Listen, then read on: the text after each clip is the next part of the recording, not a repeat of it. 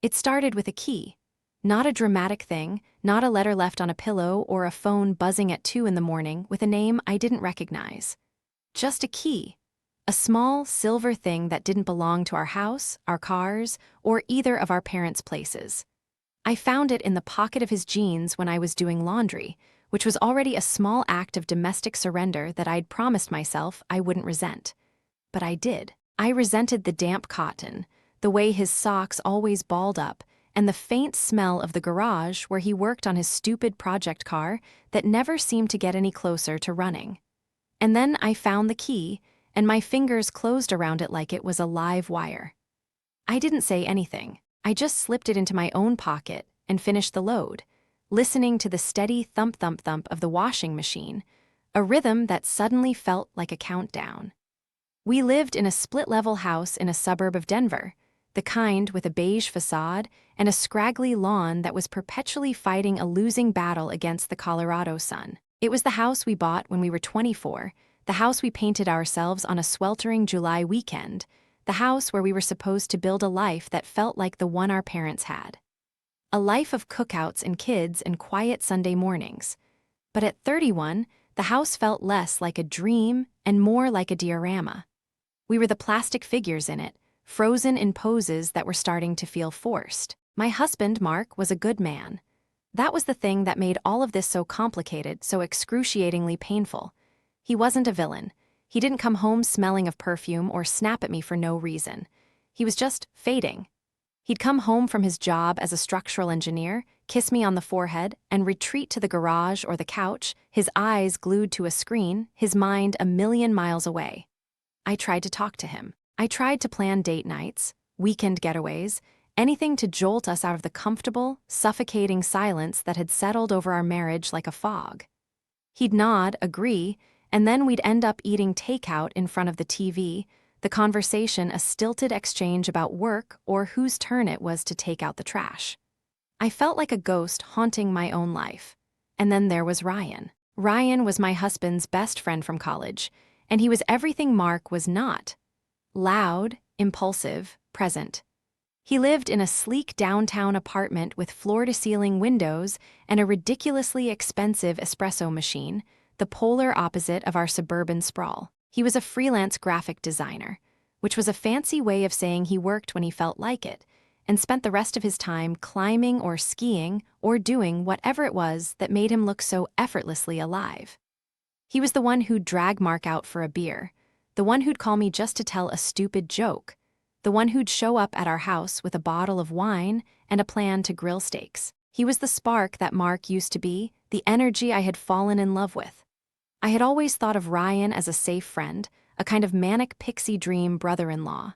He was flirtatious, sure, but he was flirtatious with everyone, a part of his personality that was as natural to him as breathing. I never thought twice about it. The key, however, made me think about it a lot. I knew it wasn't his apartment key, because I'd been there. I knew it wasn't for a gym or a storage unit. It was a mystery, a tiny piece of metal that felt like a crack in the foundation of my reality. The night I found the key, we were supposed to have dinner with Ryan. Mark was late coming home from work, stuck in a meeting that was running over, so I was alone in the kitchen, picking at a salad and watching the light drain from the sky when Ryan showed up early. He let himself in with the key we'd given him for emergencies, the one we never used. He was carrying a six-pack of a local IPA and his usual lopsided grin. "Mark not back yet?" he asked, setting the beer on the counter. I shook my head, forcing a smile. He was wearing a faded t-shirt that clung to his shoulders and jeans that were perfectly worn in. He looked like he'd just come from a photo shoot for a catalog called How to Be a Hot, Single Guy in Your 30s. And I hated him for it in that moment. I hated him for his easy confidence, for the way his presence made the kitchen feel warmer, for the fact that he was standing there, so full of life, while my husband was a ghost and I was a ghost, haunting the same house. "You okay?" he asked, his smile fading a little as he studied my face. "You look like you've seen a ghost." "Just tired," I said, the lie coming out smooth and practiced. He opened a beer and slid one across the counter to me. "You need this, trust me, you look like you're in a neck brace from all that tension." I took the beer, our fingers brushing for a second longer than they needed to. A jolt went through me, sharp and unwelcome. I pulled my hand back as if I'd been burned. "Where were you today?" I asked, trying to sound casual, my heart hammering against my ribs. "I tried to call you earlier." "Oh, just running errands. You know how it is," he said, waving a hand dismissively. "Had to go to that hardware store on 6th, pick up some stuff for the bathroom remodel I'm never going to finish." The lie was so casual, so smooth, that it took me a second to process it. The hardware store, the key, it was a cheap lock, the kind you'd buy for a storage unit or a locker. The kind of lock you'd buy for a secret. I felt the blood drain from my face. He was lying. My husband's best friend, the man who was like a brother to us, was lying to my face.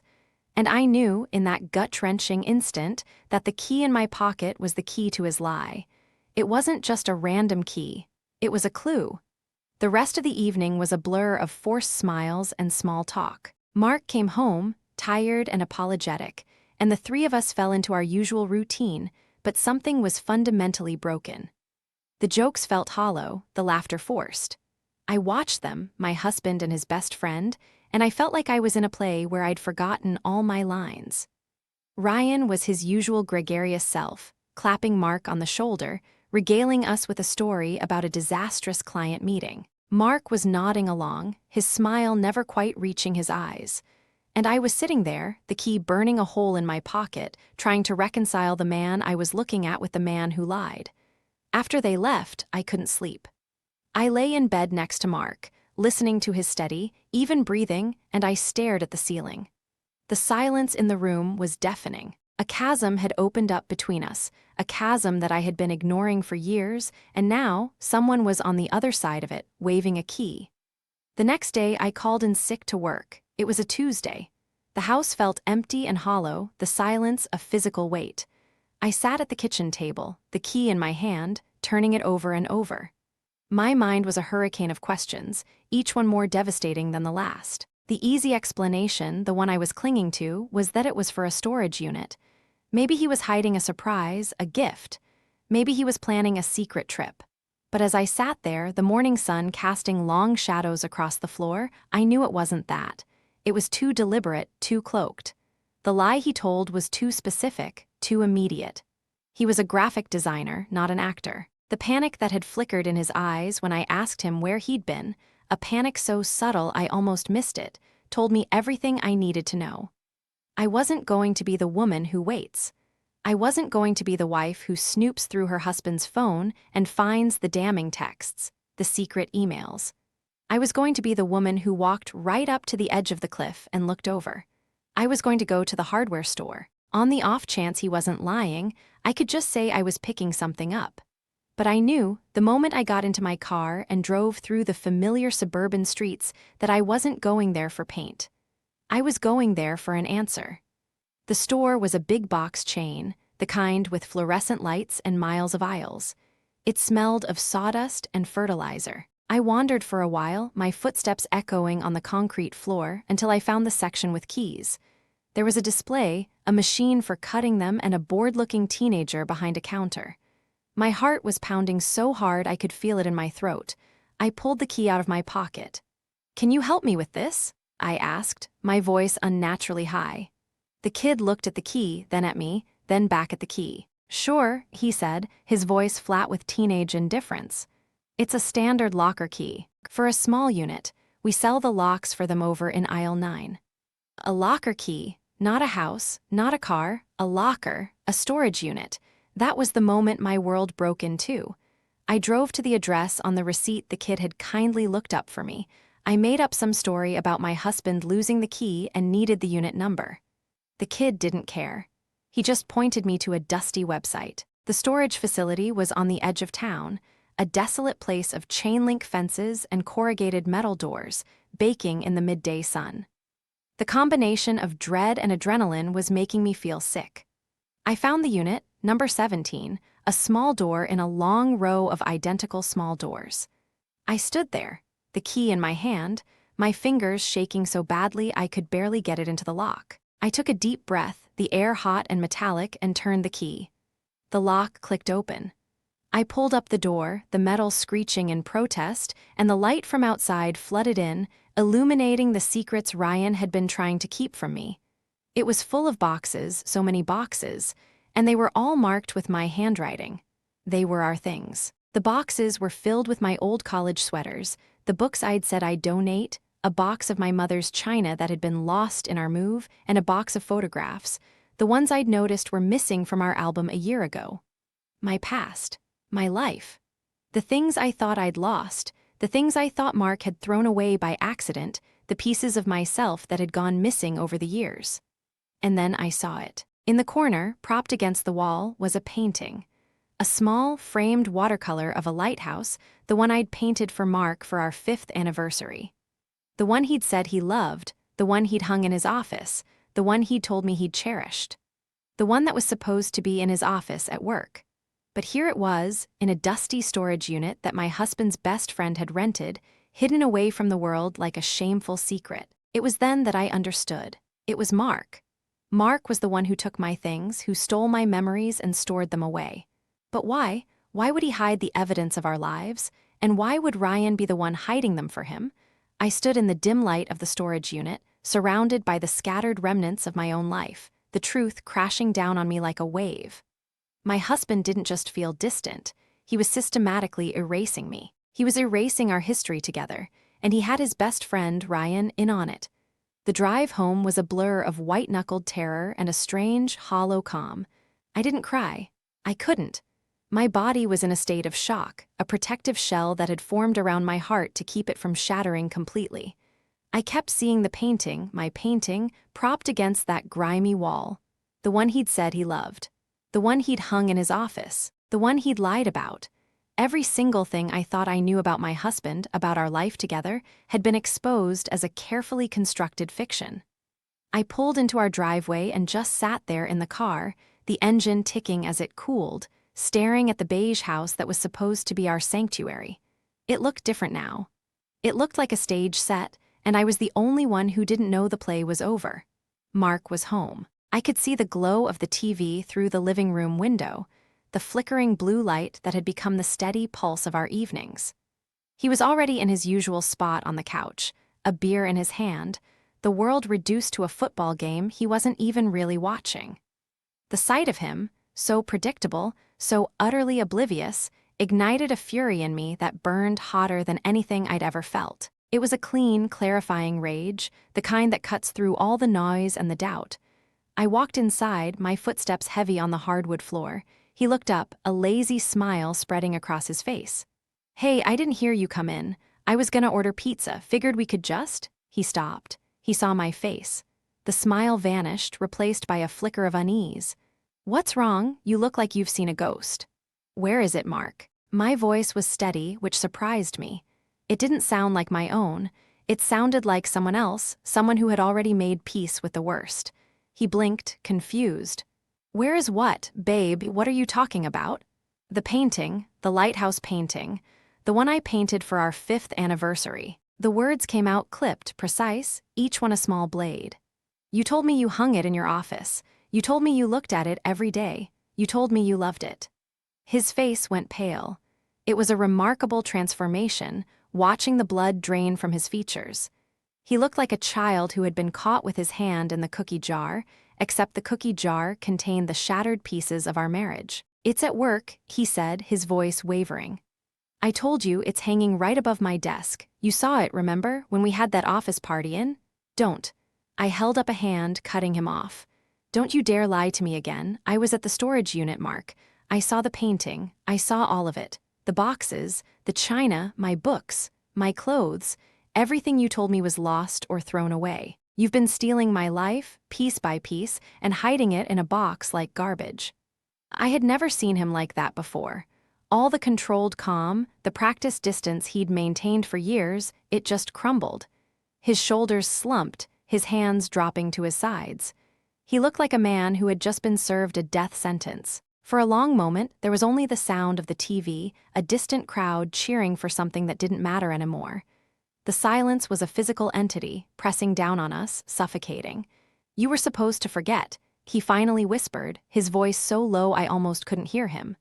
I needed you to forget. I needed us to forget. He raked his hands through his hair, a gesture of pure despair. We were stuck, Ellie, we were stuck in this rut, this endless loop of the same conversations, the same weekends, the same everything, and I couldn't breathe. I felt like I was drowning in the memories of who we used to be, and I couldn't find a way to get us out of it. The only way I could think of was to make it all stop, to make the old us disappear, to give us a clean slate. By lying to me, by throwing my life in a storage unit like it was trash. I was shaking now, the shock giving way to a volcanic anger.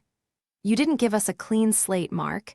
You just tore out the pages of the book and pretended they never existed. That's not a marriage, that's a dictatorship. I know, he said, his voice cracking. I know, and I'm so sorry. I was a coward. I didn't want to fight. I didn't want to work through it. I just wanted it all to go away, the pressure, the disappointment, the feeling that I was failing you. Every time I looked at that painting, I saw how happy we used to be, how full of hope we were, and all I could feel was guilt. Guilt that I wasn't that guy anymore. Guilt that I'd let you down, so I thought if I just removed the evidence, it would hurt less. I felt a cold, sick feeling in the pit of my stomach. And Ryan, what's his part in all of this? Why was he the one keeping your secret? Why did he lie to me for you? Mark flinched, a muscle twitching in his jaw. Ryan was just helping. He didn't want to, not at first. But I convinced him it was for the best. I made him promise not to tell you. It was the only way I could think to keep things running smoothly. I needed someone to know, someone to talk to about it, and I couldn't talk to you. I was too ashamed. He lied to me, Mark. He looked me in the eyes and lied to me. He's supposed to be my friend, too. I could feel the tears finally welling up, hot and stinging, and I hated them. I hated that he was seeing me cry. I hated that he was seeing me weak. How long has this been going on? How long have you been erasing our life together? A year, he said, his head hanging low. It started about a year ago. I didn't plan it. It just started with one box, then another. It was the only way I could cope. I'm so sorry. I know it's no excuse. I know you'll never forgive me. A year. A whole year of lies, of secret trips to a storage unit, of him dismantling my life while I slept beside him. A year of smiling at me, kissing my forehead, pretending everything was fine. A year of him telling Ryan, his best friend, the truth about how he felt about our marriage, while I remained in the dark. It wasn't just the betrayal of the lies. It was the intimacy of the shared secret between him and Ryan. They had a pact, a bond forged in the theft of my past. They were a team, and I was the enemy they were hiding from. I walked out of the living room. I couldn't stay there. The walls were closing in, the air thick with his confession. I went to the kitchen, my hands trembling as I poured myself a glass of water. I could hear him on the couch, the sound of him gently weeping, and I felt nothing. No pity, no sadness, just a profound, bone-deep emptiness. The man I loved, the man I married, was a stranger. He had been a stranger for a long time, and I had been so busy trying to fix us that I hadn't noticed he was actively trying to destroy us from the inside. The garage. I thought of his project car, the one that never worked, the one he spent all his time on. The one he was always in. I walked back into the living room. The car, I said. The one in the garage. Who's it for? Who are you building it for? He looked up, his eyes red-rimmed and swollen. What are you talking about? Just answer me, I said, my voice flat. Who is the car for? It's for me. It's just a project, something to keep my hands busy. It was always for me. I just needed something to build, something of my own. He was lying again. I could see it in the way he couldn't meet my eyes. He had lied to me for a year about the storage unit, about the painting, about everything. And now he was lying about the car. I felt a sickening clarity wash over me. This wasn't just about a few boxes. This was about a life he had built without me, a life where I was just a piece of furniture he was slowly getting rid of. I walked to the garage door, my fingers gripping the cold metal handle. Don't, he said, his voice a panicked whisper. Ellie, please don't go in there. But I already knew. I had known since the storage unit. It was the last piece of the puzzle. I opened the door and the smell of oil and gasoline hit me. The garage was dimly lit, with a single bulb hanging over the car, the one he'd been working on for what seemed like forever. It wasn't a project car. It was a beautiful, fully restored classic Mustang, a cherry-red machine that gleamed under the light. It was the most beautiful car I had ever seen. It was also a betrayal. This wasn't a car he was building for himself. It was a gift for someone else. And I knew, with a certainty that cut through me like a knife, who it was for. My husband was building a life for someone else. He had been tearing mine apart, piece by piece, and secretly, in the darkness of his garage, he was building a new one. He was giving it to her. The woman who had been the reason for his distance, his guilt, his shame. The woman he was going to leave me for. The car was a symbol of their future, a future that didn't include me. I turned around and there he was, standing in the doorway of the garage, his face a mask of terror and defeat. "It's not what you think," he stammered. "I can explain."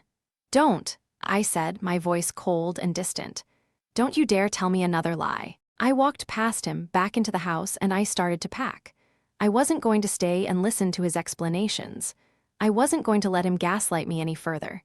I was going to take my life back, the parts he hadn't managed to hide away in that god-forsaken storage unit. And I was going to start by leaving him.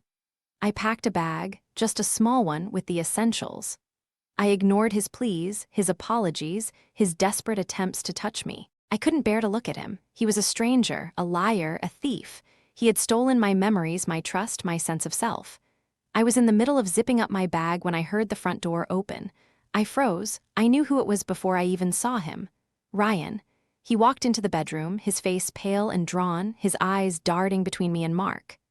"I saw your car at the storage facility," he said, his voice barely a whisper. "Ellie, I'm so sorry. I should have told you. I wanted to so many times, but I couldn't. He made me promise, and I was scared of what it would do to all of us. I was a coward." The apology meant nothing. It was just more words, more excuses. He was standing there, the man who had helped my husband destroy me, and he was looking at me with those big, sad eyes, expecting forgiveness. "Do you know who it is?" I asked, my voice steady. "Do you know who he's building the car for?" Ryan's eyes widened in surprise, a flicker of guilt passing over his features. He looked at Mark, a silent plea for help, but Mark just stared at the floor, a broken man. Finally, Ryan nodded, a small, almost imperceptible motion. It's a woman from his work. Her name is Chloe. They've been seeing each other for about a year. A little less, maybe. A year, the same amount of time he'd been hiding my things. The same amount of time he'd been lying to me. The same amount of time he'd been building a life for someone else, a beautiful red Mustang as the centerpiece. I felt something inside me snap, not with sadness, but with a cold, righteous fury. I walked over to the nightstand, picked up my phone, and called a taxi. As I waited for it to arrive, I stood in the middle of the room, looking at these two men, the two people I had trusted most in the world, and I felt nothing. They were ghosts now, just like the marriage they had murdered. When the taxi honked outside, I walked out, leaving them in the wreckage of their own making. I didn't look back. I couldn't. I had to leave the past behind, along with the painting and the boxes and the beautiful, hated car. I had to find myself again, the person I was before I became a character in their story. The driver asked me where I was going, and I realized I didn't have an answer. I had no plan, no destination. I just knew I couldn't stay. I gave him the address of a hotel downtown, a place I'd never been. It was a new start. It was the first step in getting my life back, a life that was finally my own again. The pieces were scattered, but I was determined to pick them up, one by one, and build something new. The hotel room was a tomb. A sterile, beige and cream tomb with a flat-screen TV that I couldn't bring myself to turn on and a bed that was too big, too cold, too empty. I sat on the edge of it for what felt like hours, my suitcase unopened at my feet, staring at the wallpaper pattern until my eyes blurred. I had left my phone on the nightstand, face down, the screen dark. I didn't want to see the notifications. I didn't want to see his name, his pleas, his desperate attempts to claw his way back into my life. I wanted to be unreachable, invisible, a ghost haunting a hotel hallway instead of a house that was never really mine. The silence was oppressive, broken only by the distant hum of the city below, a reminder that the world was still turning, still indifferent to the fact that my entire life had just collapsed. I was 31 years old, and I had no home, no husband, no idea who I was anymore. The weight of it pressed down on my chest, and I finally let myself cry. Not the quiet, restrained tears I'd shed in the kitchen, but ugly, heaving sobs that tore through my throat and left me gasping for air. I cried for the marriage I'd lost, the years I'd wasted, the memories he'd stolen and boxed up like they meant nothing. I cried for the girl I used to be, the one who believed in forever, the one who thought love was enough. I cried until there was nothing left, until I was hollow and empty, a shell of a person lying on a hotel bed in a city that felt foreign. Sometime around 3 in the morning, I finally picked up my phone. The screen was flooded with messages. A dozen from Mark, alternating between apologies and accusations, pleas for me to come home, and angry rants about how I was overreacting. It was the same pattern I'd seen in him for years, the cycle of guilt and deflection, the refusal to take full responsibility. I scrolled past them, my thumb moving mechanically until I saw Ryan's name. He had sent me a single message, short and stark. "I'm so sorry, Ellie. I'll tell you everything, the whole truth. No more lies. Call me when you're ready."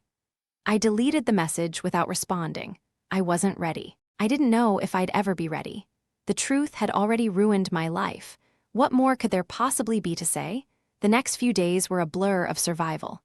I checked out of the hotel and moved into a short-term rental, a tiny furnished apartment in a part of town I'd never been to before. It was bare and impersonal, the kind of place you stay when you're running from something. It was perfect.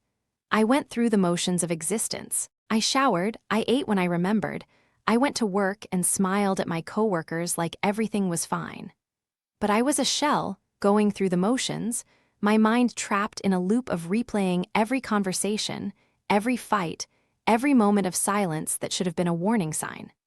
The pieces of the puzzle were starting to fall into place, and the picture they formed was uglier than I could have imagined. Mark had been building the car for Chloe. I knew that, but what I didn't know, what I was desperate to understand, was how deep it went. How long had it been going on? Had he loved her? Did he still love her? Was I the obstacle in their story, the wife he was too cowardly to leave?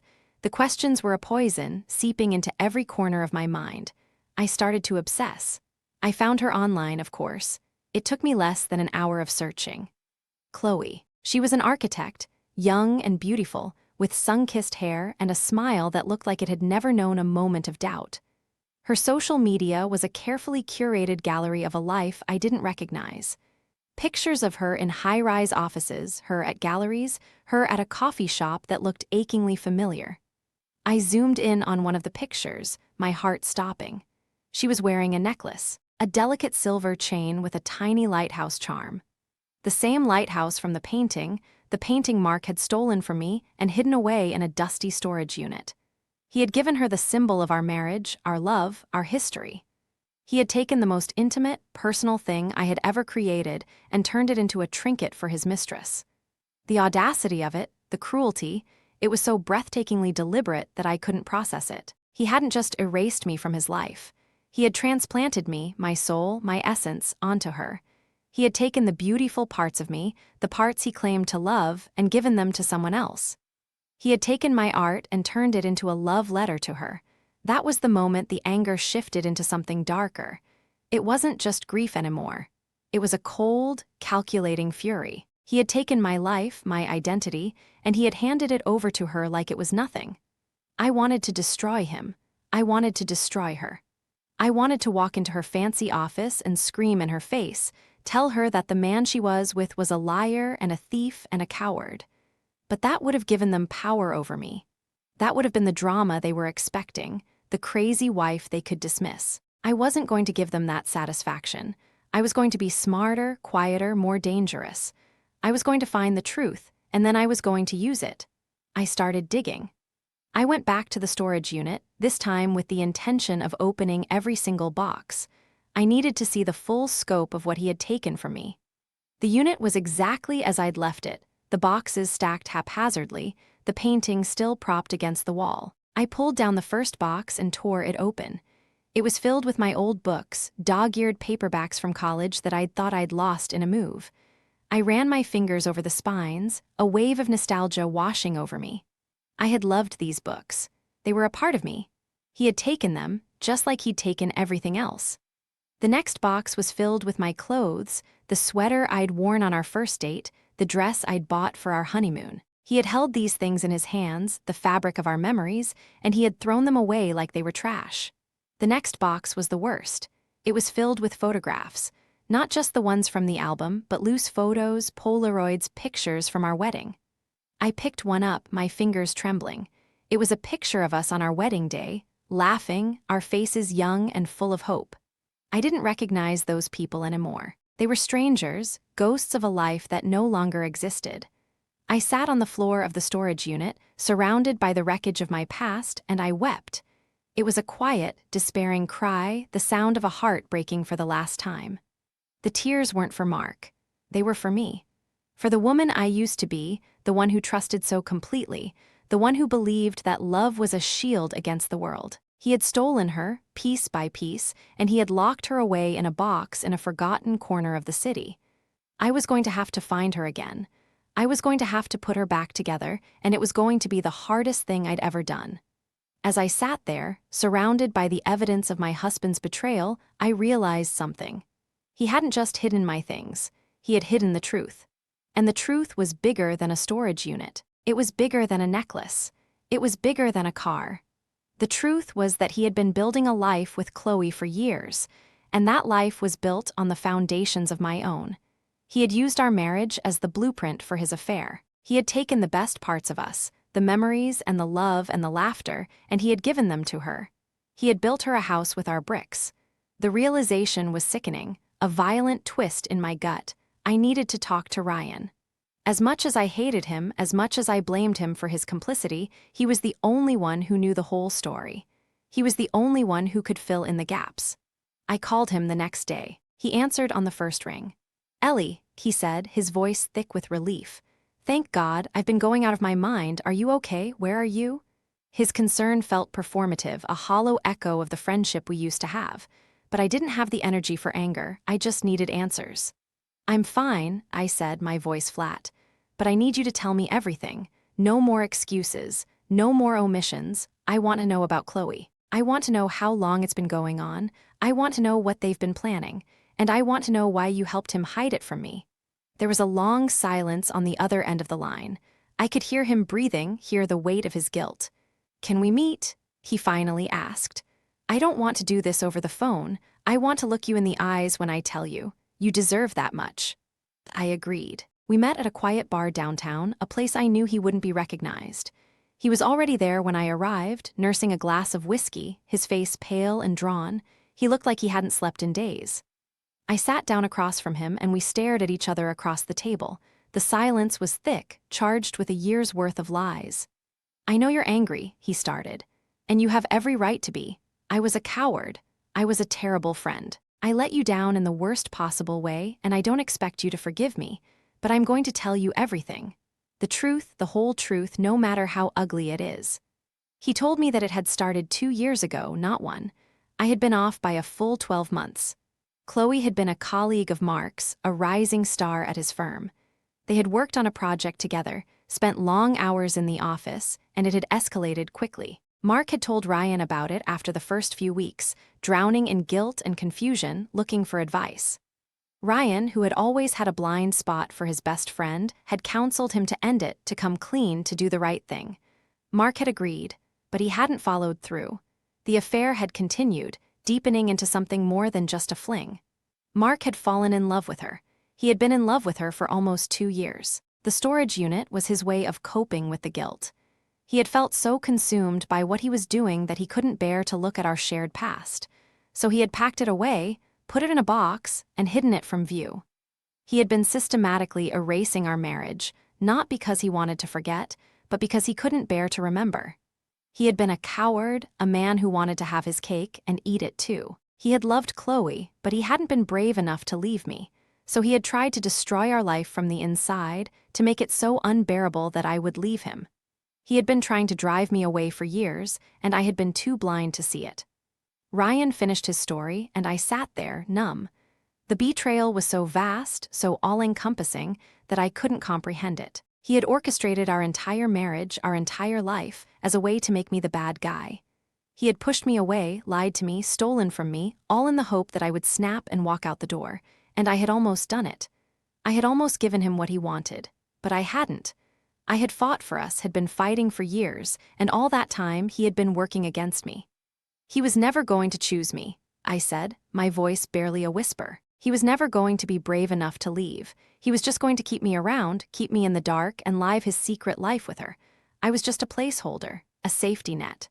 Ryan reached across the table and took my hand. I flinched, but I didn't pull away.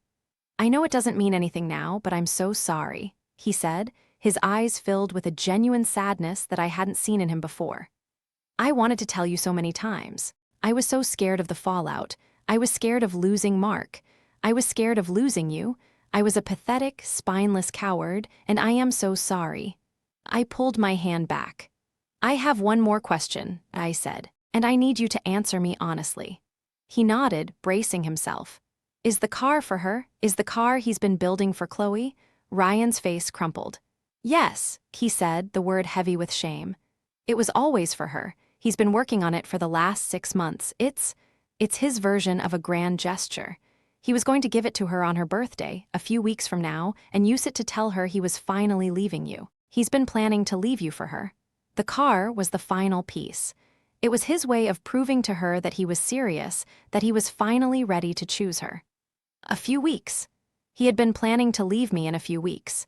He had been preparing to walk out, to start a new life, while I sat in our house, in our bed, completely oblivious. I had been living in a fantasy, a lie, a world where my husband was just distant, just a little closed off, but still mine. And all along, he was building a life with someone else, a life he was days away from stepping into.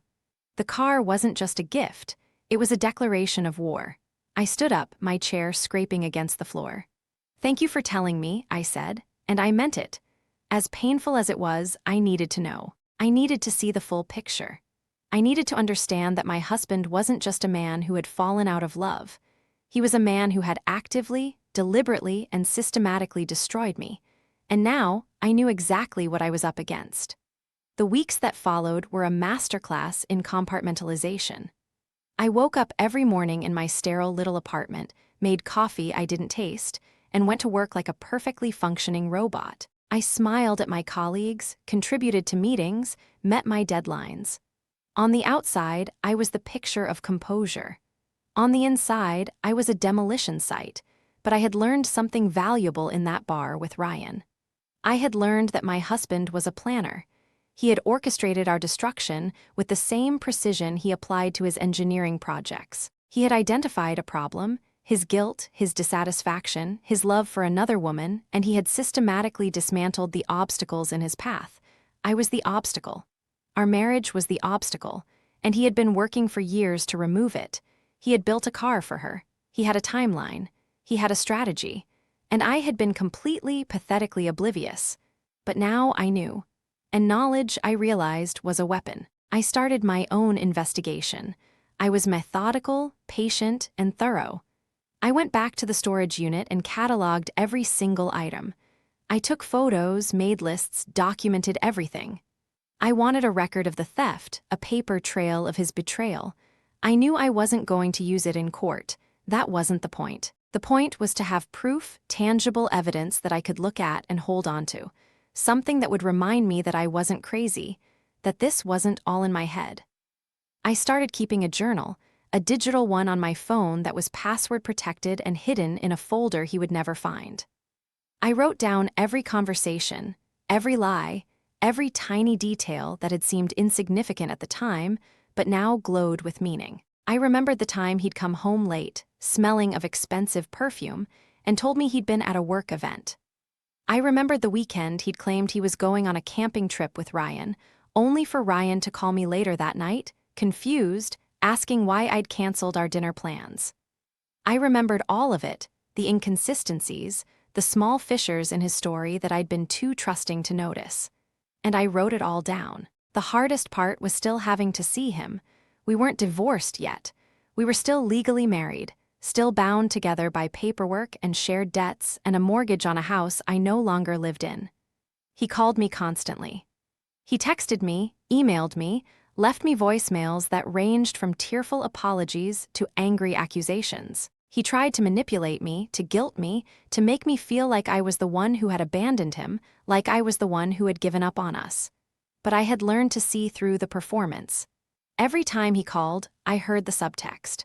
I heard the fear of exposure, the panic of a man who was losing control. He wasn't sorry for what he'd done.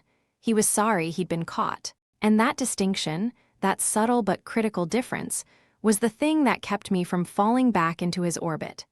It was the shield I held up against his desperate pleas. I started a folder on my laptop. I labeled it Project Phoenix. It was a stupid, melodramatic name, but it made me feel powerful. Inside the folder, I kept everything.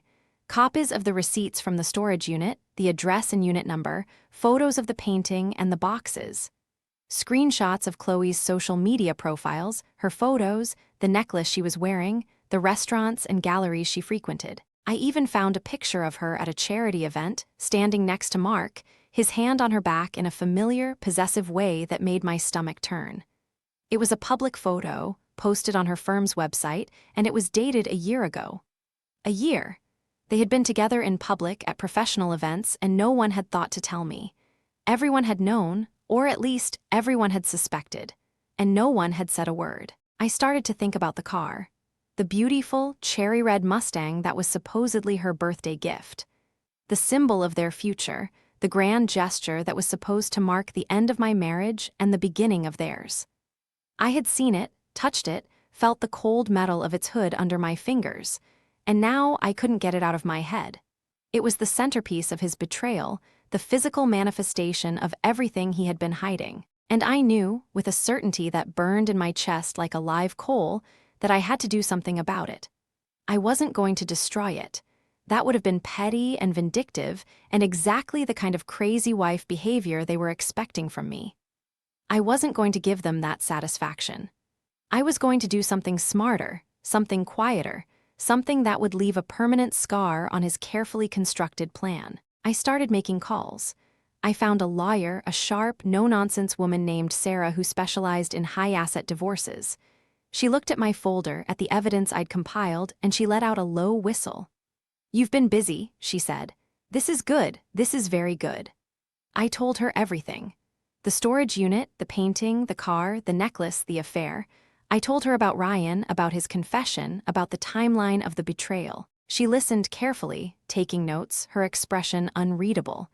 And then she asked me the question I'd been dreading. "What do you want, Ellie? What's your end game here?" I thought about it. I thought about the years of silence, the years of feeling invisible and unheard. I thought about the boxes in the storage unit, the pieces of my life he'd tried to throw away. I thought about Chloe, the woman who was wearing my necklace, the woman who was living in a house built from my bones. And I realized that what I wanted was simple. I wanted him to feel the weight of what he had done. I wanted him to know that his actions had consequences. I wanted him to understand that he couldn't just erase me, steal from me, and walk away without a fight. "I want to take everything," I said, my voice steady. "I want him to lose the house, the car, the money, the reputation. I want him to start over from nothing, just like he made me start over. I want him to feel the same fear and desperation I've been feeling for the last 2 years." Sarah nodded, a grim smile playing on her lips. "That's a tall order. But with the evidence you've gathered, and with a witness like Ryan, we might just be able to pull it off." She outlined a plan. It was aggressive, ruthless, and perfectly legal. We were going to file for divorce on the grounds of adultery, which was still a viable legal argument in our state. We were going to present the evidence, the photos, the receipts, the testimony. We were going to ask for the house, the car, the savings, and spousal support. We were going to make his life a living hell. And then, as a final, devastating blow, we were going to send a cease and desist letter to Chloe's firm. It was a corporate maneuver, a way to threaten her professional reputation without making it personal. But the message would be clear: stay away from my husband, or I will make your life as miserable as you've made mine. It was vicious. It was vindictive. And it was exactly what I needed to do. The next few weeks were a blur of legal paperwork, strategy sessions, and a strange, cold anticipation. I was no longer the grieving wife. I was the general of an army, plotting a campaign that would leave my enemy in ruins. I felt powerful in a way I hadn't felt in years. I felt like I was finally taking control of my own life, finally fighting back against the people who had tried to destroy me. And then, the night before the papers were set to be delivered, I got a call from Ryan. He sounded panicked, his voice trembling. "Ellie, you need to know something. Mark knows. He knows about the lawyer. He knows about the plan. I don't know how, but he found out. And he's losing his mind. He's been drinking, making threats. He said he's going to burn it all down. He said he's going to make sure you don't get a single thing." I felt a cold chill run down my spine, but I didn't panic. I had been preparing for this moment, for the moment when the mask would finally slip and the real Mark would emerge. "Let him," I said. "Let him burn it all down. It's just stuff. It's just money. It's just a house. He can't take away what I've already found. He can't take away my life, not anymore." I hung up the phone and I sat in the silence of my apartment. The fear was there, a low hum in the background, but it was drowned out by something louder, something more powerful. It was the sound of my own heartbeat, steady and strong. It was the sound of a woman who had survived the worst and was still standing. It was the sound of a new beginning. I went to the storage unit one last time. It was late, past midnight, and the facility was deserted. I stood in front of Unit 17, the door still slightly ajar from my last visit, and I looked inside. The boxes were still there, the painting still propped against the wall, my life scattered and boxed and forgotten, but it wasn't forgotten anymore. I was taking it back. I took the painting, my painting, and I walked out into the night. The air was cold, the stars bright overhead. I looked at the lighthouse, the waves crashing against the rocks, the tiny figure in the window that was supposed to be me. It was a piece of my soul, and I was finally reclaiming it. I walked to my car, the painting tucked under my arm, and I drove away from the storage unit for the last time. I didn't look back. I had a new chapter to write. The next morning, the divorce papers were delivered. I was at work, sitting in my cubicle, when I got the notification from Sarah. "They've been served," she texted. "Now we wait." I didn't have to wait long. My phone started buzzing almost immediately. "Mark." I let it ring. Then it buzzed again and again. I turned it off. I was done listening to him. I was done being his audience, his punching bag, his safety net. I was done. Later that day, I got an email. It was from Chloe. She had found my work email, probably through Mark. The subject line was simple: a conversation. I opened it, my heart pounding. It was a short message, barely a paragraph, but it was enough to make my blood run cold. "Ellie, I know you have no reason to believe anything I say, but Mark told me everything. The storage unit, the painting, the car, he told me about all of it. And I need you to know that I had no idea. He told me you were separated. He told me you were okay with it. He lied to me too. I'm so sorry. I know it doesn't matter, but I'm sorry. I'm ending things with him. I can't be with someone who could do this to another person. I hope you find peace." I stared at the screen, my mind racing. Was it true? Was she really as innocent as she claimed? Or was this a manipulation, a last-ditch attempt to salvage her reputation? I didn't know. But I realized in that moment that it didn't matter. The damage was done. The trust was broken. The marriage was over. And I was finally, truly free. The email from Chloe sat in my inbox like a live grenade, and for 3 days I let it fester. I didn't respond. I didn't delete it. I just let it sit there, a constant reminder that the web of lies my husband had spun was even more intricate and far-reaching than I had imagined. I wanted to believe her. I wanted to believe that she was just another victim, another pawn in Mark's elaborate scheme to have everything he wanted without losing anything. But I had been burned too badly to trust anyone anymore. The world had become a place of hidden agendas and carefully curated facades, and I was done being the naive woman who took people at their word. Still, her message gnawed at me. If she was telling the truth, then Mark had been lying to her too. He had told her we were separated, that I was okay with the affair, that our marriage was already dead. He had built a parallel universe for her, just like he had built one for me, a universe where he was the hero of his own story and everyone else was just a supporting character. The thought made me sick, but it also made me curious. I started to wonder what else he had been hiding. I started to wonder if there was a version of this story where no one was the villain, where we were all just broken people trying to survive the wreckage of his selfishness. It was a dangerous thought, one that threatened to soften the hard edges of my anger. I couldn't afford to be soft. Not yet. Not when the war was still being fought. Sarah, my lawyer, called me the next day with an update. Mark's legal team had responded to the divorce petition. They were contesting the adultery allegations, claiming that the affair was a mutual separation of emotional attachment, and that I had been the one to withdraw from the marriage first. It was a classic move, the kind of gaslighting I had come to expect from him. He was trying to rewrite history, to paint me as the cold, distant wife who had pushed him into the arms of another woman. I wasn't surprised, but I was furious. "He's going to fight us on everything," Sarah said. "He's hired a very aggressive attorney, one who specializes in making things difficult. This isn't going to be a quick or easy process. Are you prepared for that?" "I've been prepared for this my whole life," I said, and I meant it. I had been preparing for the moment I would have to stand up for myself, the moment I would have to fight for what was mine. I had been preparing since the day I found that key, since the day I opened that storage unit, since the day I realized that the man I married was a stranger. I was ready for whatever he threw at me.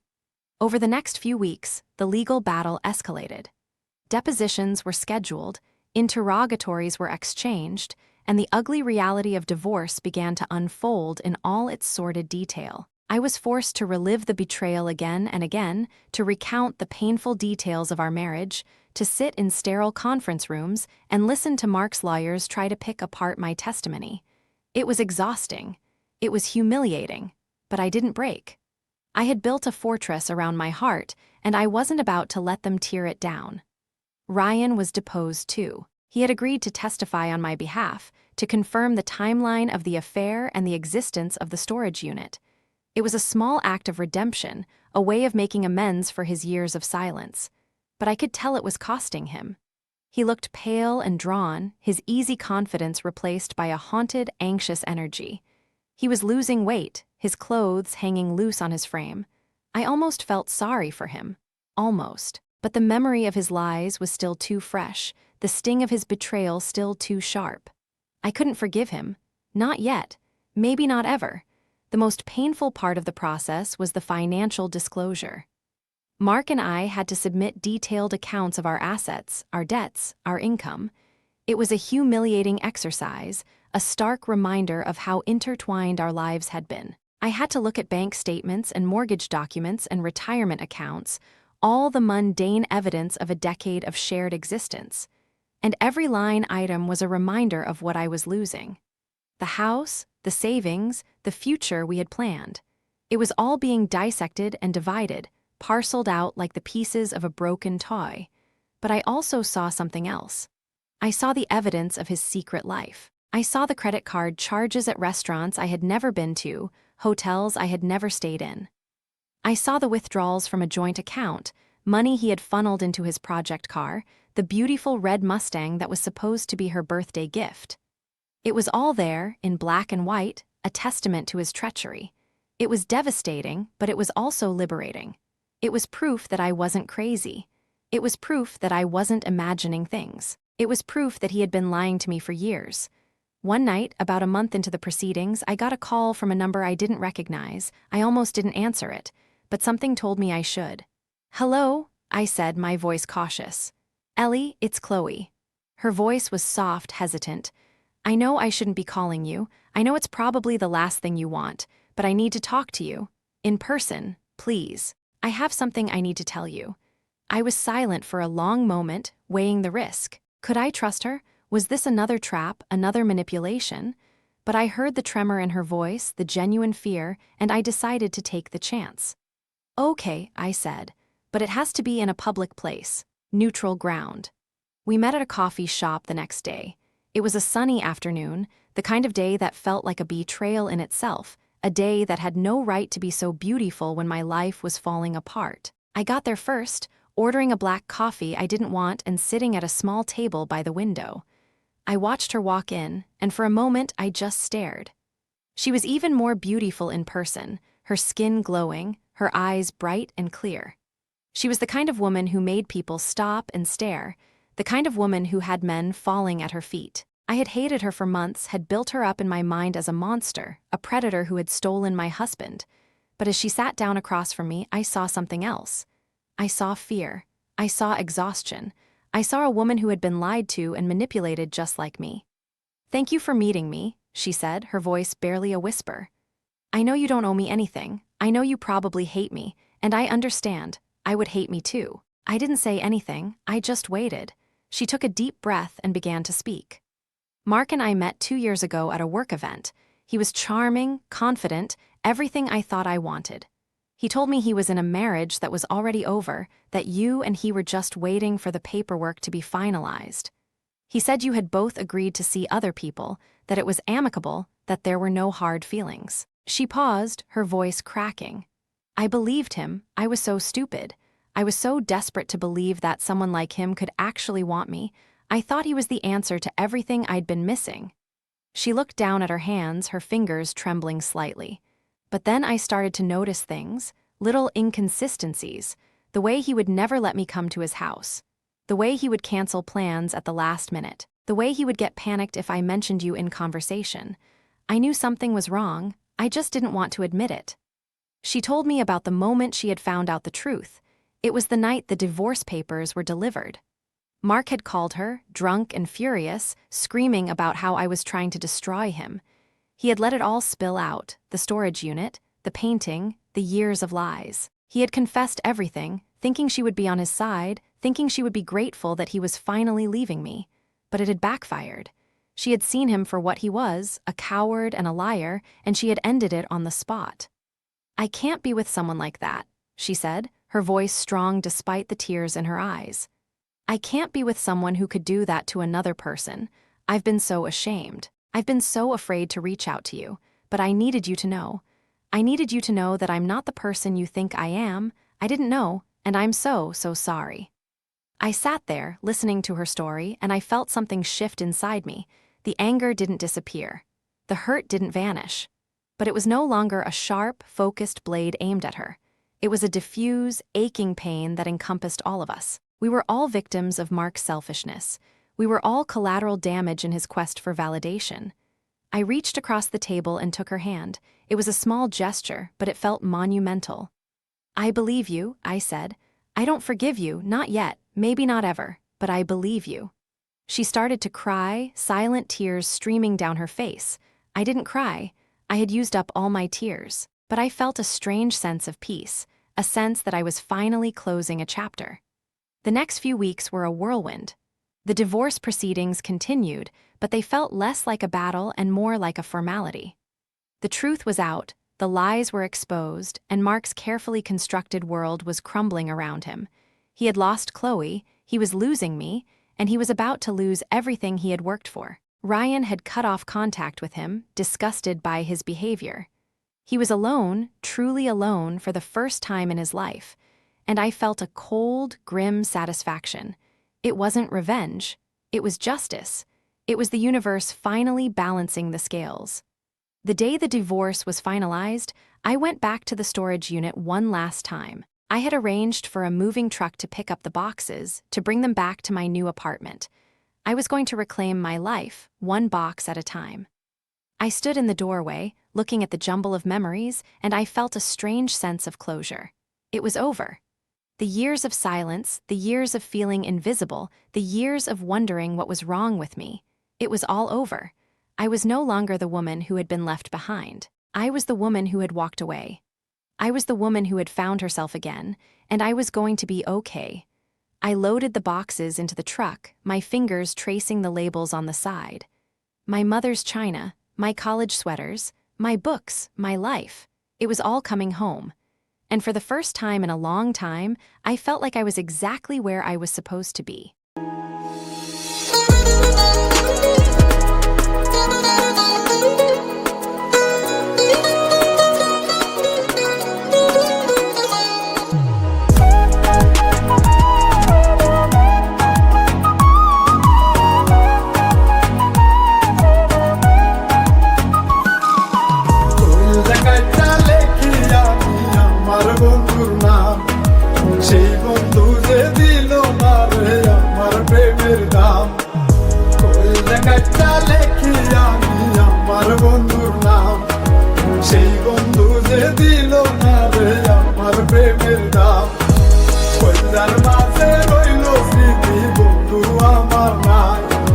Bondurlagi ekona mar koza pure sai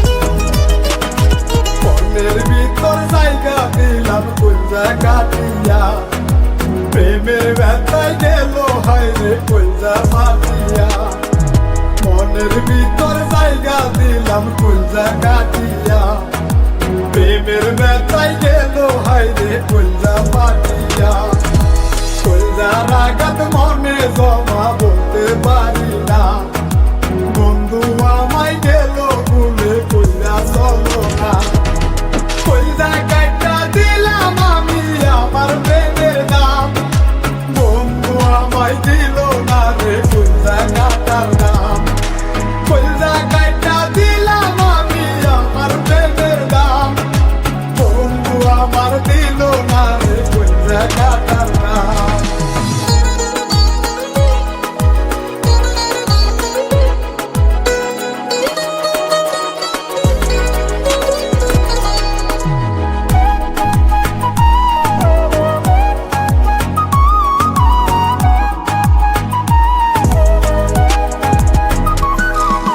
কইলজার মাঝে নামলে কিয়া করলো বেইমানি, কইলজা কাটার ভালোবাসায় জন্য চোখের পানি, কইলজার মাঝে নামলে কিয়া করলো বেইমানি, কইলজা কাটার ভালোবাসায় জন্য চোখের পানি, প্রাণের বন্ধু দিল আঘাত আমার কলিজা, কইলজা কাটার ভালোবাসার কান্না হতো ভাই, কইলজা কাটা দিলাম আমি আমার প্রেমের দাম, বন্ধু আমার দিল না রে কইলজা কাটার নাম, কইলজা কাটা দিলাম আমি আমার প্রেমের দাম, বন্ধু আমায় দিল না রে কইলজা কাটার নাম।